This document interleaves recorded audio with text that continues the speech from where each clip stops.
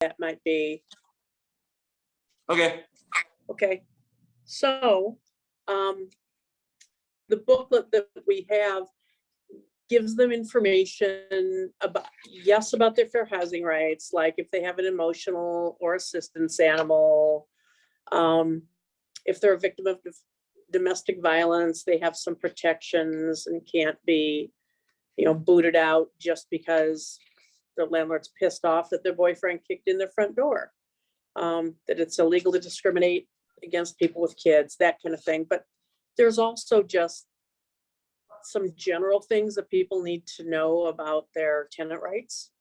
So that's what I like to pick your brain about, like how we could do something regarding that. Okay. Interesting. So you basically wanted to make something that kind of helps describe the problem that's going on with discrimination, and you said tenant rights? Right. So some of it might be just educating them about their rights as a tenant when they're renting. And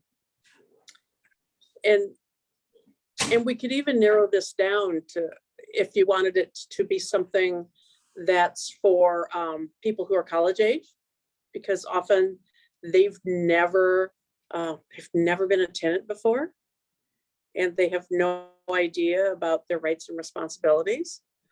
So anyhow, so we could do something along those lines. I can send you an email of a copy of our guide to renting, and you can maybe see what all's in there and then figure out from that maybe what you could do. Yeah.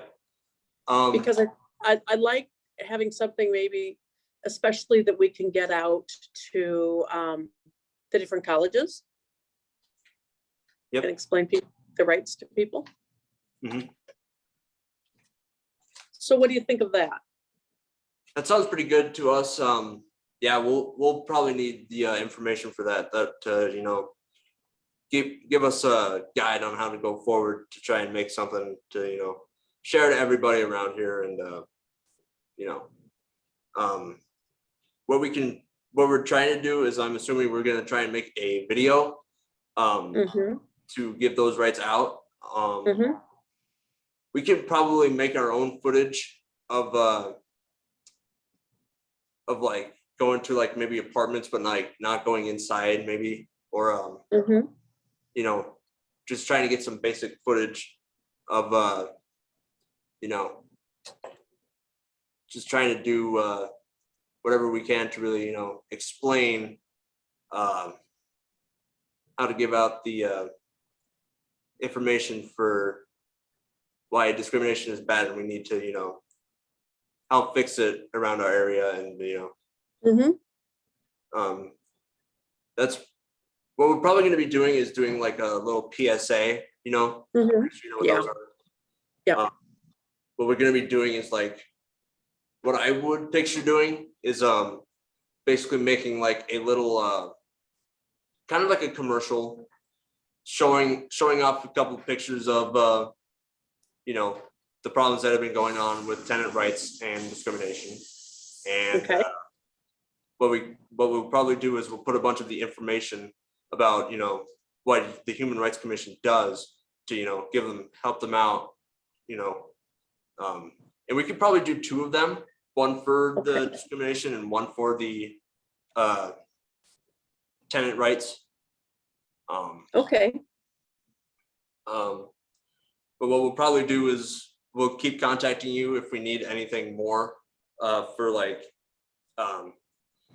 if there's like more resources, or if there's more pictures, or other types of little special resources that we may be needing in the future. Okay, that works for me. Good. That's otherwise mainly what we could be thinking about now. So that's basically the topics you want us to focus on, pretty much, is just talking more about the tenant rights and the discrimination. Yes. Yeah, specifically the discrimination focusing on housing. Yeah. You basically want us to focus about tenant rights just to make sure that I understand it correctly. And, this is the Mhm. first time I'm, trying to think about it, because I live in an apartment, but it's here on campus for Western Iowa Tech. Right, And, I'm assuming that basically tenant rights are trying to understand that you, as a tenant of an apartment or a place that you're renting or a home that you're renting, that you have to have your rights to. And then, there's some people around here that don't understand that you have the rights, or, Yes. yeah. Okay. yes, like you have a right to have your landlord, if something goes wrong, there's a problem with your heating, your bathroom, whatever, that they need to fix that in a timely manner, and how you go about making sure you give them proper notice of what's going on, and that then they need to fix it, and kind of what you do from there when they don't. Because not all landlords are good landlords. I think I've even seen problems like that before when I was trying, just a random example of, I think when it was during the summer when I first moved in, Mhm, the air conditioning would not work at all. mhm. I had to contact my landlord at least twice to try and get it fixed up. And then it took them a little bit, but they finally got it. And Yeah, it was not fun to, go through that. And I understand that yeah, that's what we need to do, is just, explain to them that we have the ability to try and talk to them, and we hope that they can respond to us in a timely Mhm. manner, or timely Yes. manner, I should say. And now for discrimination, we understand that it's obviously not a good thing.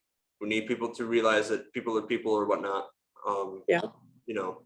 Could you give us a little bit more explanation for what you want us to do for that, maybe?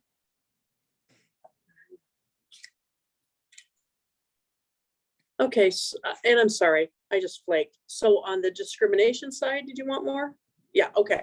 So, for example, there's a couple of things, like, and maybe you just focus on one for PSA. Maybe it's about service and support animals. And that might be a really good thing to focus on, both for tenants and landlords, because we're always having landlords that don't understand that don't get that if it's an emotional support animal, you can't charge a deposit. You could, like, yeah, if, let's say a landlord has a no pets policy for their building, companion animal's not a pet. Yep. Let's say I have a cat and I suffered from depression, and you know what?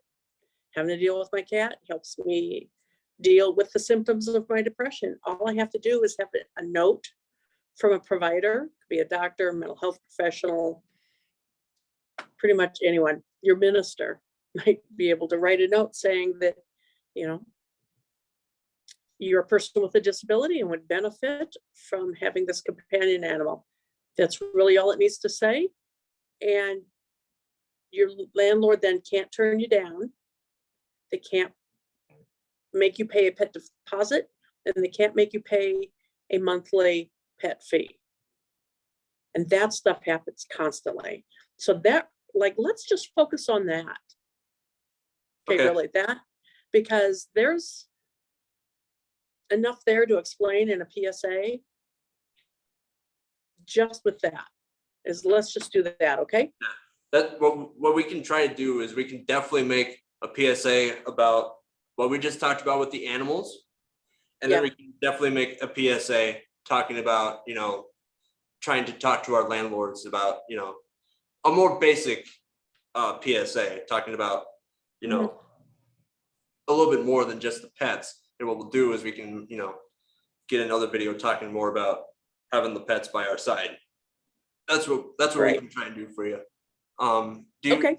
Do you need like a little timeline for when you want these finished up, or like, we can get these to you probably by mid-March, if not early April. Yeah, April would be perfect, because April is actually Fair Housing Month. And so we always are doing a big push, and we'll be doing a push online with that kind of thing. So Okay, yeah, if you can have that by mid-March, that'd be perfect. that sounds great to me. And Okay, And there's a little bit more team members here than just us two, unfortunately, because there's a whole bunch of timing schedule. We're Oh, college yeah. students and whatnot. It's we're Yeah, we're that's tough. busy. We're busy as all get out, but you know, we will definitely get something done for you by mid-March, April, you know, as soon as we Okay. can. All right, that's perfect. And right. we will hopefully stay in contact with you if we need any more questions or have any more questions to talk to you about. Okay, This is great. Thank you very much, Karen. well, thank you. Yep. Goodbye now. All right, take care. Yep. Thank you.